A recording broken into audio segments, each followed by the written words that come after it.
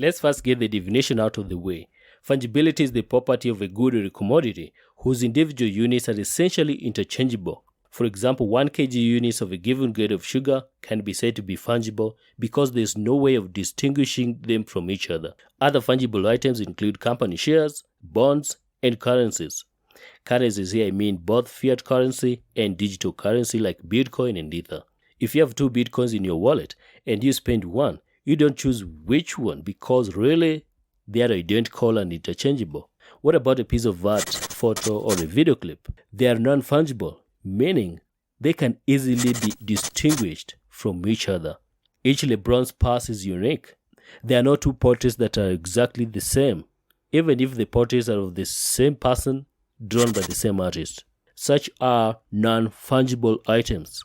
A non-fungible token is a digital way of proving and tracking the ownership of unique items, like the ones I've already mentioned. Before NFTs, owners of unique items like unique pieces of art carried a statement of authenticity from the artist or an expert. Also, an option was an original sales receipt directly from the artist. That brings a challenge, especially if the artist resold many times. If you're the 100th owner, how can you prove that yours is still genuine? Let's now look at how NFTs work technically. The unique properties of the item are programmed into a smart contract, which is then sold in a blockchain. Such unique attributes include but not limited to the token name, symbol, unique fingerprint, or hash. The smart contract will show all the properties in addition to the current owner. It will also indicate how the art has exchanged hands, digitally of course, over the years. The blockchain technology makes it impossible to tamper with the NFT.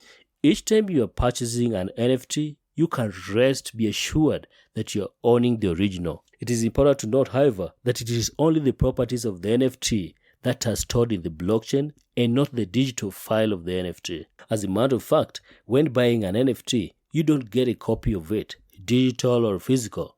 Anybody can still access and download it online, but only you owns it. A LeBron's highlight may be sold as an NFT, but it will be on YouTube for anybody to watch for free. Similarly, a portrait sold as an NFT can still be downloaded and copies made by anyone.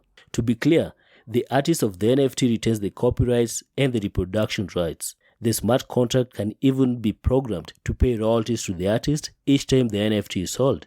Let me now address why NFTs are so expensive, at least some of them. By the end of the year 2021, the total NFT sales had jumped to over $25 billion. The year 2021 saw unprecedented growth in NFT sales. It grew by over 21 million%. The skyrocketing growth has been attributed to both the market hype of individual assets as well as their intrinsic values.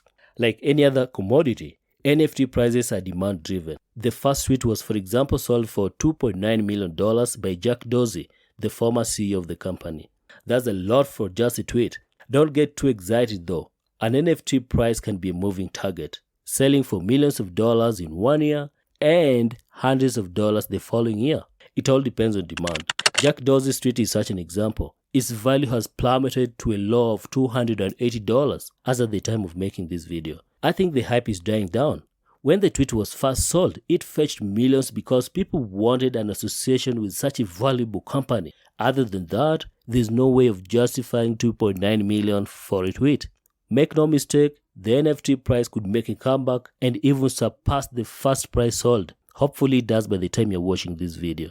I now conclude by summarizing what NFTs are. They are digital representations of unique assets. There can be NFTs for virtually anything considered unique. I can even convert this video into an NFT.